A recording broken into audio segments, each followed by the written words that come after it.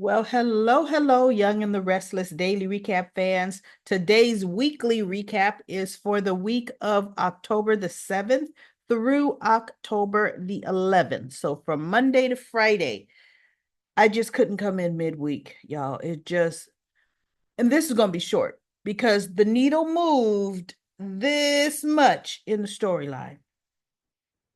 Unbelievable. Of course, Sharon uses the phone, Heather's phone, as if somebody found the phone, right? Somebody found the phone and wants to get it back to Daniel.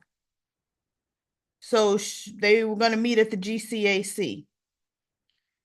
Sharon needed to get them out the house so she can paint or plant the bloody madness towels in that alcohol credenza.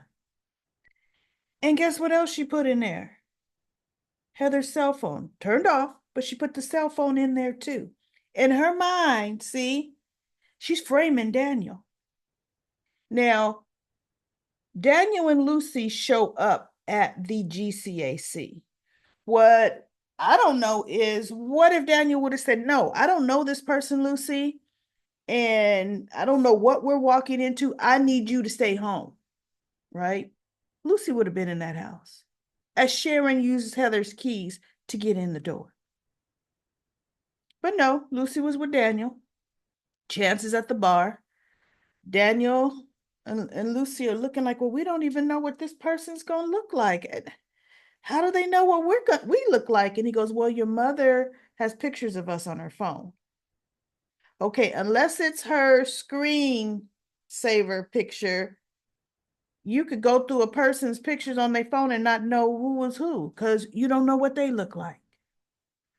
So she gets it planted and she gets away and Faith is doing the where were you? I was fast forward, fast forward, fast forward, right? Because as she's still doing a no, I'm fine, Faith. Gee, I'm sorry I worried you. Cameron come in the room. Still, but she's supposed to be getting better, right? So now her dilemma is how do I point the police in the direction of where the evidence is or to look into Daniel's house, right? So Chance lets everybody, Daniel know that he's back on the force and he has Sharon's case, Heather's case. Um, and so Daniel tells him, look, because he goes, is there anyone that you can think of that had a problem with Heather? Or why would Heather, send you this text? Because look, when they got the text and they were at the GCAC looking for this person that had the phone, Chance was there. Daniel ends up telling him, hey, look, he tells Lucy to go see if Summer is upstairs, is in.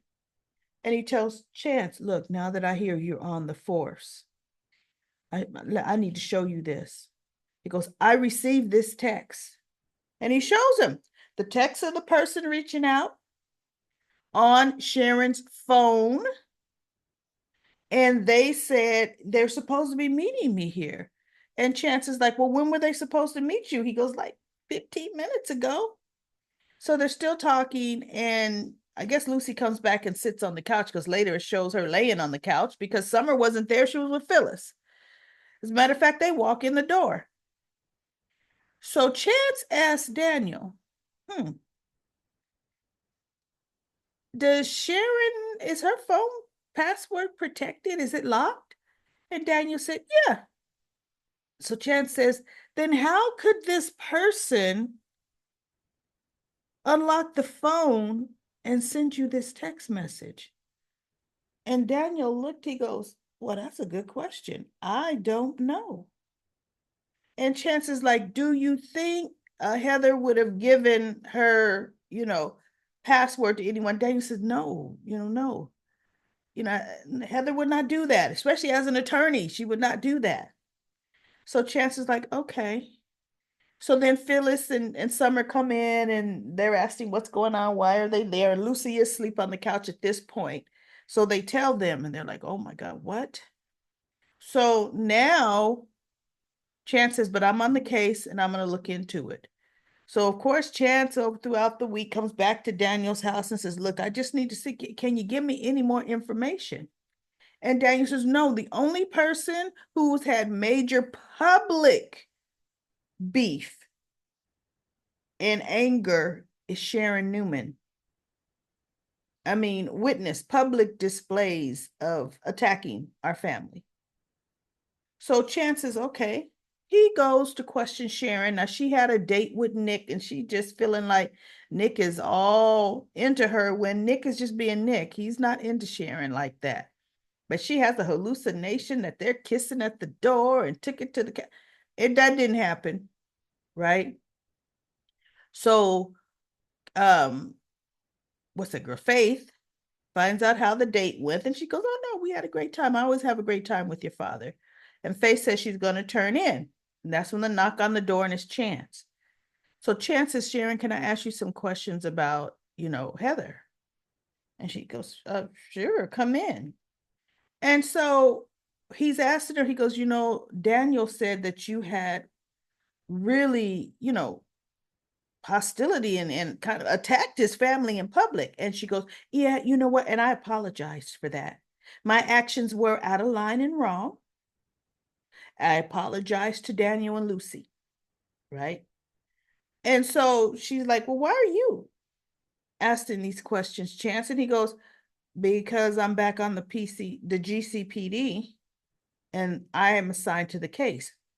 Oh, really? Well, look at me. I haven't been a good host. Can I get you some tea? I still have your favorite tea that you like from, back in the day. And he goes, no, I'm good. But he gets a phone call. And he says, excuse me, Sharon, I need to step out. I'll be back. So he steps out. And of course, Cameron steps in.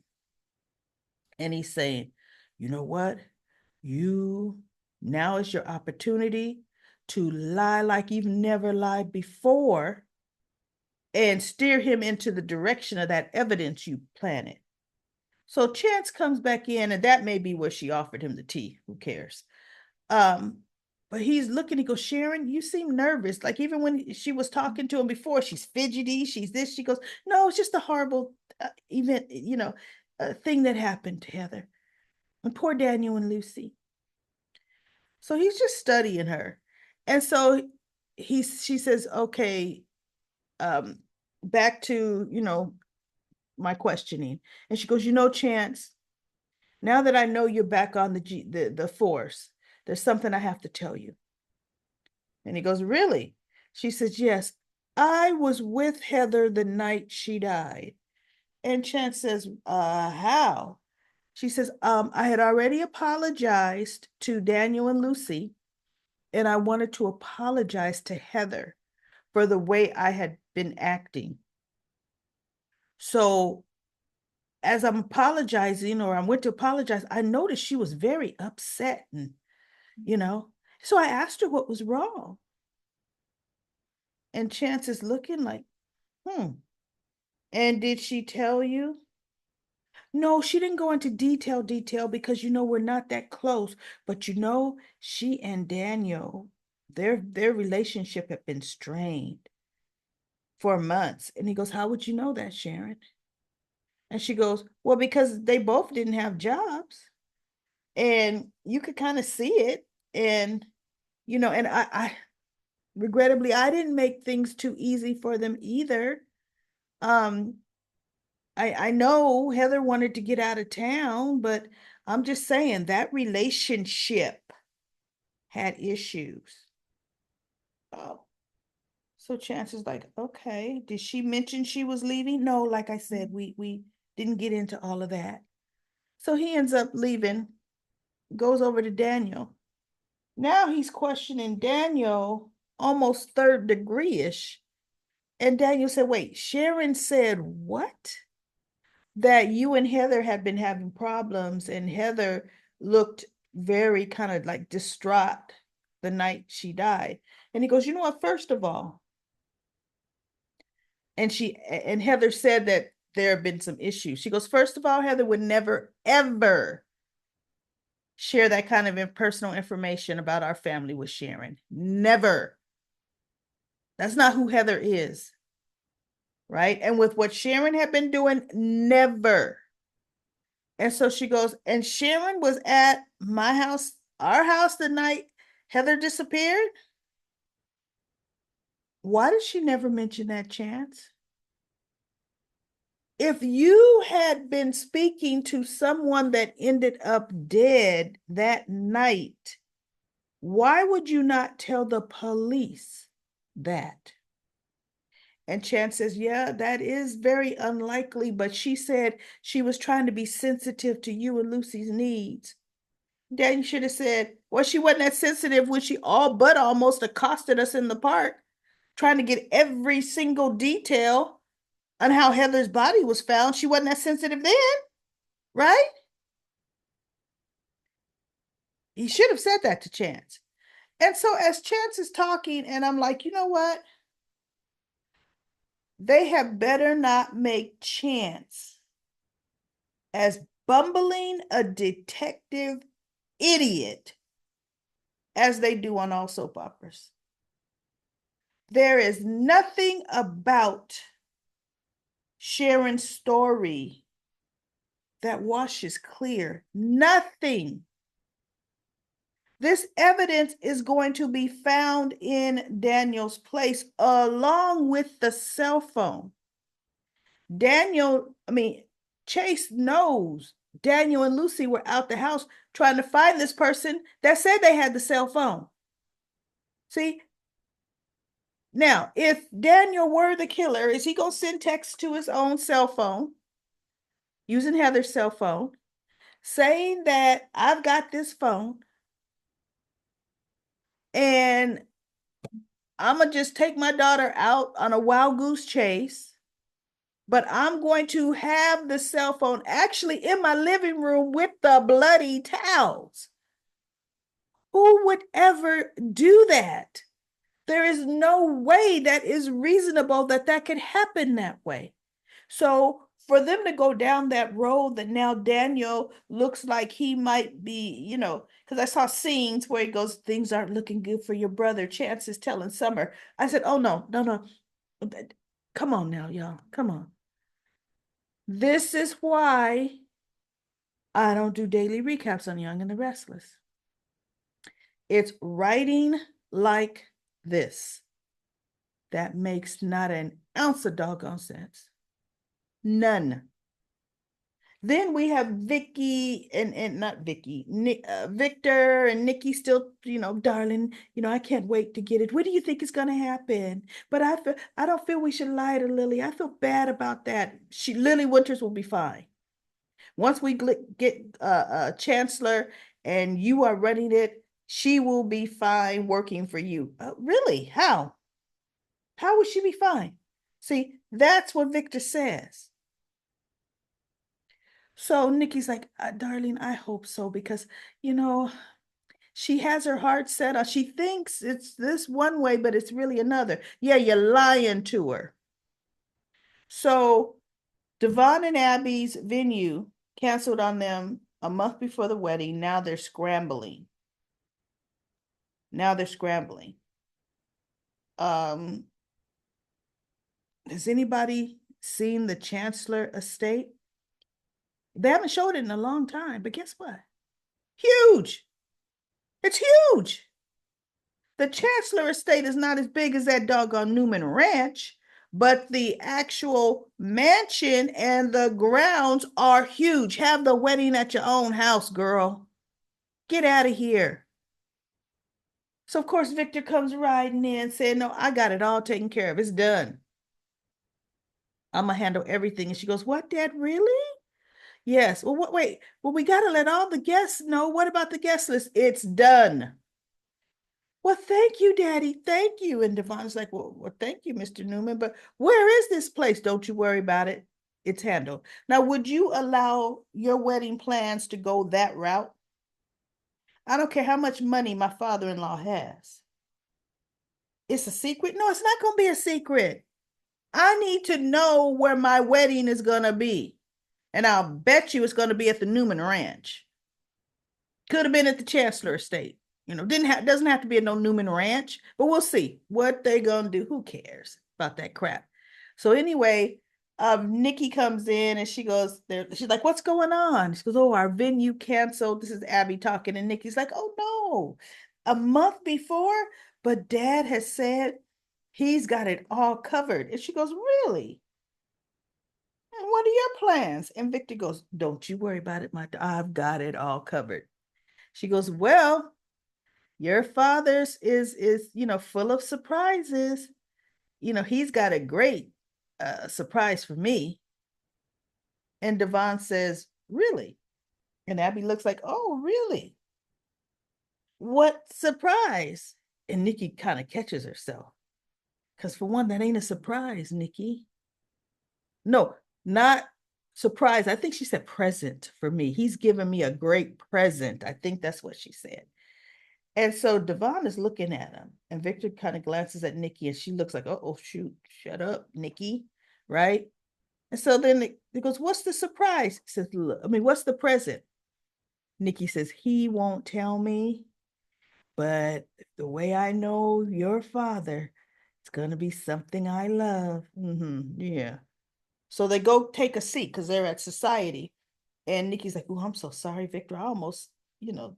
He goes, "You didn't let nothing slip. They don't know what you're talking about." But see, Devon caught it, right?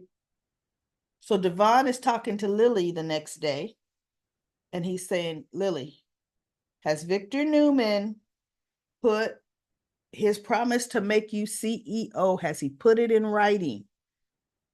And she said, "No, but he gave me his word." He goes, "Lily, that's not good enough. You need it in writing." She goes, "Why, Devon?" He said it was going to be me. He said, "Because Victor Newman being Victor Newman, he's going to give it to a family member." She goes, "What family member?" "Nick and Victoria are working side by side at Newman. Adam's at Newman Media. Nikki is retired. So what Newman? And please don't say Abby." And he looked at her like, "Why not Abby?" But no, not Abby, right? He goes, "No, it's not Abby." He goes, "But I absolutely can think of one person." So she goes, "Who?" He says, "Nikki Newman." I don't think for 1 minute she's permanently retired. Nikki Newman? She goes, "I have way more experience running Chancellor. I've been doing it for years. Nikki has none." Devon says, "Oh, Victor will give it to Nikki and have you under Nikki, and you'll be doing most of the work." "No, no, Devon, I absolutely, that's not what's going to happen." He talks about how fond, you know, he is of me because of my dad, and my dad would be so proud. And Devon said, "Of course he says stuff like that. Enough to make you believe him. But Nikki, I mean, but Lily, he didn't treat our dad any better. And Neil worked for him for years. Victor only puts family in charge of things." So she ends up getting up and leaving, but they don't show her leaving. They show Nate sitting down, and he goes, "Is that Lily leaving like that?" She seemed a bit upset. He goes, "Yeah, she's a bit upset at what I said." "What did you say?" And he goes, "That Victor's going to double cross her. She's not going to be CEO." And Nate says, "Well, I believe that." And so he goes, "And she's upset." He goes, "I believe she's upset because she's starting to believe me." Devon tells Nate, "I believe Victor is going to be putting Nikki in charge of Chancellor." And Nate stood back. He goes, "That makes a lot of sense. I absolutely believe he would do that." So Lily goes in and talks to Victor. She says, "You know what?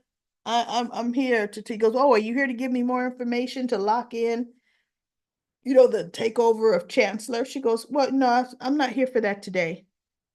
She says, "What I'm here for is our partnership, our agreement.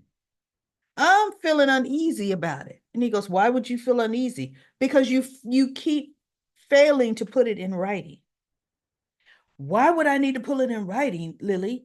We don't have chancellor yet. So it's a mute point right now. I gave you my word that I'm going to take care of you.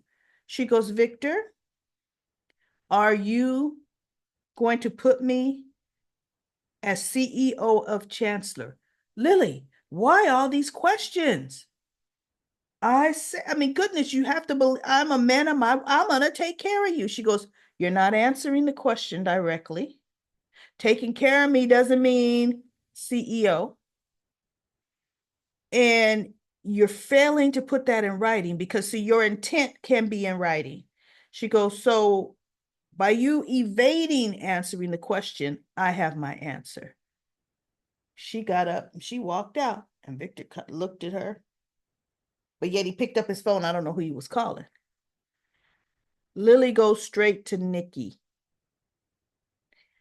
And she asked her, she goes, Nikki, I just left Victor and I'm uneasy. And Nikki's like, uneasy about what, Lily?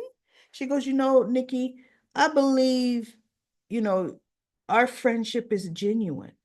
I believe when you gave me those letters from Catherine that you really knew they would make me feel good, you know? I didn't believe that you would do that as a ploy. And she goes, no, I do care about you. She goes, then I need you to tell me the truth. Because Victor wouldn't tell me the truth. Is Victor planning on making you CEO of Chancellor? And Nikki just looks at her. Were you guys both just playing me? And she goes, well, not playing you, Lily, but yes, Victor's plan is to install me as CEO. And Lily said, but that absolutely is not what the agreement is about. And you know this. So both of you were in on this together. She goes, Nikki, I'm curious. How is this supposed to work? She goes, we value your expertise there at Chancellor, and I wanted you to work side by side with me. No, and I'm surprised they didn't have Lily say, no, not with you. You mean for you. So not with you. Because if it's with you, we'd be co-CEO, which is what Victor should have done. I don't get it. Nikki and Lily should have been co-CEOs.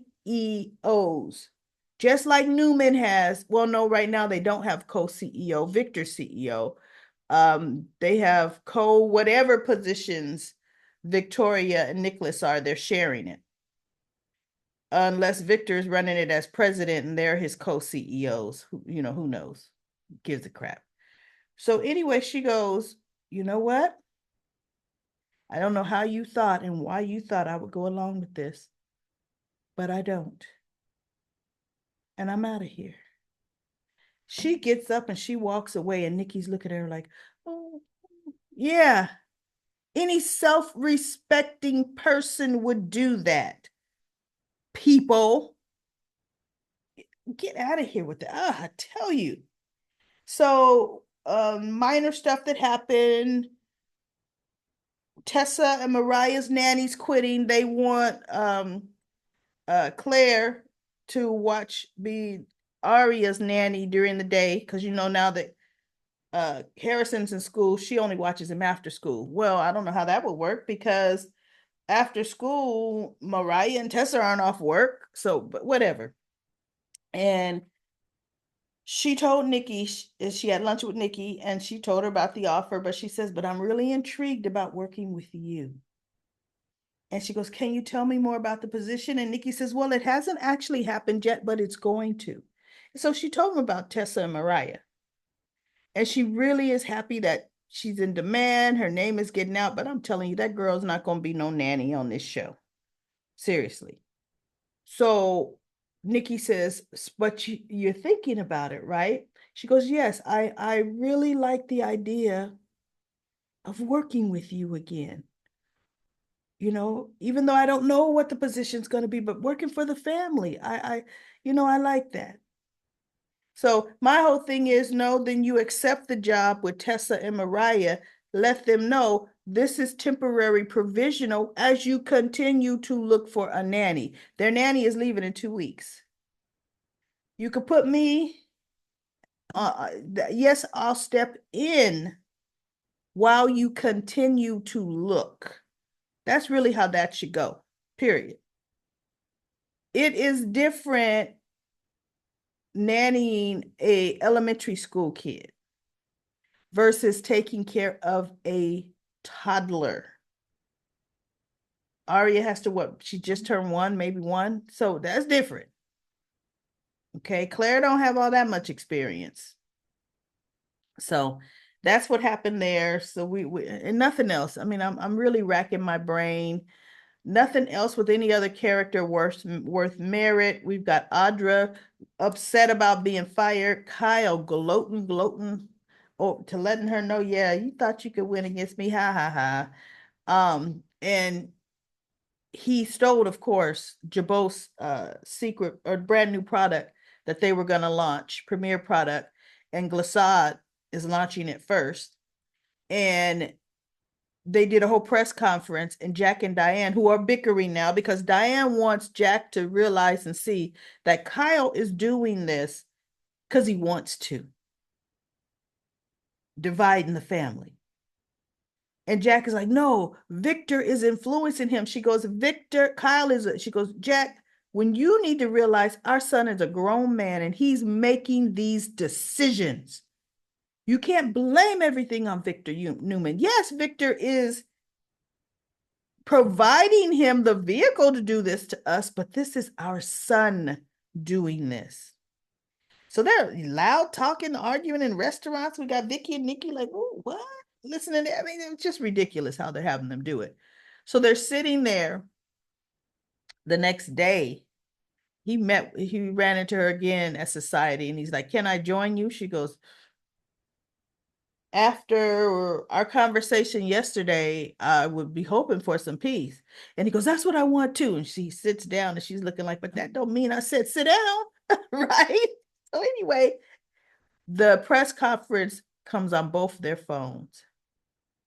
And they see it and they said, oh my God, that's our product. And Diane looks at him. She says, you know what this means, right? Our son has done this to the family company. Our son has stolen Jabot's property. How Kyle did it, I don't know, Jack. But he did. And Jack is like, Jabot hasn't come up with a brand new product line in a decade. And this meant a lot. He's like, oh my God. Right? And so she goes, mm-hmm. He goes, I'm going to go find him and I'm going to talk to him. She goes, and I'm going to come with you. He goes, nope. This is from father to son. So Kyle is at home, came in to check in on Harrison, which was interesting because Harrison is at school. So why would you be checking in on Harrison during school hours? So Jack confronts him, and Kyle is like, I don't know what you're talking about. But then by the end, after talking and gloating over Jack for about 5 minutes, then he's like, well, now you know what it feels like to have something taken from you. And Jack looked at him. He goes, I never took anything from you, Kyle. You let mom take my job from me. You gave her the job I should have had. He goes, I didn't take that job from you, and you supported your mother getting that job. He says, but as far as you being fired, it was because of the things you did. No. You, of course, you would see it that way. But like I said, You underestimated me.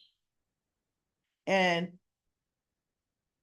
our chemists just got lucky. They came up with a lucky formula.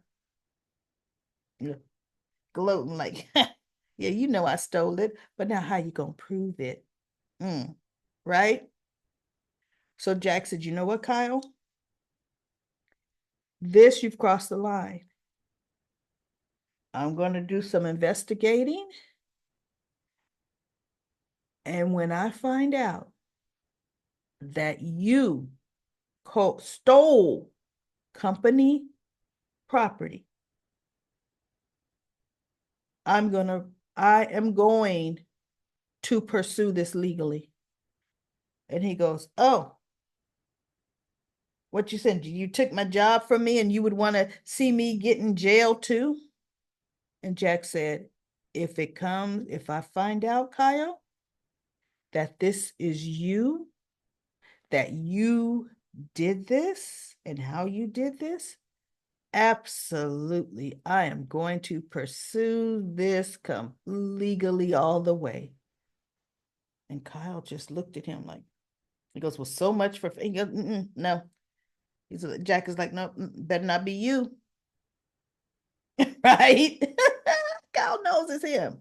So Jack's talking to Audra, just say, which to me shouldn't involve her. But Audra is listening to Kyle the way he talked about setting up Audra for the fall and beating her. And she was telling Jack, she goes, quite frankly, I'm not liking what I'm seeing and the change in Kyle.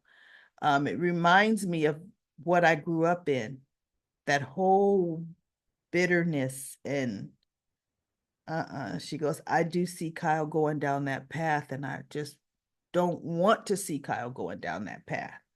So she told Jack, what do you want me to do? How can I help? So she's going to be helping Jack. Well, as much as she can, as much as they're going to let her. We'll see how that goes. But anyway, everybody, that's it. I could care less about anything else that happened this week on The Young and the Restless. Let's go to Comment Corner. Comment Corner. Artina says, why is it taking Nick so long to recognize that Sharon is having a bipolar episode? She looks all frazzled. She's talking different, and she's going down for this with thumbs up. Don't use the kids, Billy. I know, Billy. Vanessa says, I'm so glad you're back. Da, da, da, da, da, da. Love the way you give the information for what's happening on The Young and the Restless. I'd rather listen to you than watch it. Keep up the good work. Well, I'm going to tell you, Vanessa, at this point, I would rather listen to somebody just give me the rundown, right? Oh, I have to sit through this show fast forwarding it. Whew. Anyway, Lisa says Heather is a district attorney. Some states require fingerprints on file, especially when they do background checks on them. You know what? You're right, Lisa. To see if they have a criminal history before becoming a lawyer.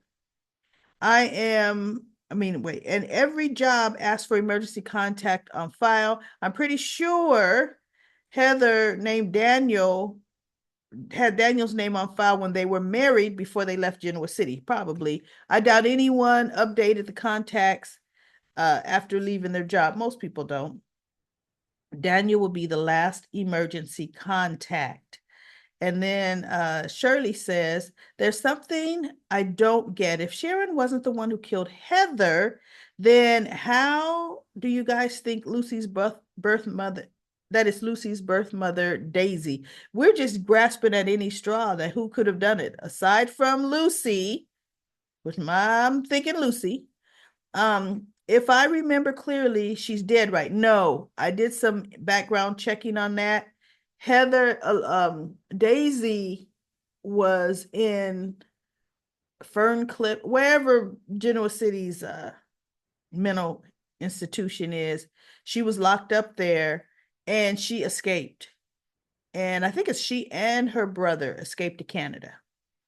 And then it says, all right, the time when Kevin's first wife had the brain tumor in her brain, then she died too. Well, no, Daisy did not die. I think there was a bunch of attacks on Lauren and Sheila at the time, and that's how Daisy was entangled in it. Well, the attacks weren't on Sheila; it was Lauren, and yikes! In the end, Sheila did. I mean, Daisy did kind of turn on her brother Ryder because he was trying to stop her. With the theory of Lucy killing Heather, I could see it and it being about her not seeing Faith. Yep, that's what I really, really think that's what happened. I think that. Shirley, you did a great comment. I'm going to skip right on down. Everybody finished reading Sharon's comment. Joan says, I really don't like the Sharon storyline. It's the worst, especially the scenes with Cameron. So I fast forward them. I do too. I'm sick of seeing him in that same stupid, nasty, stinky, bloody shirt.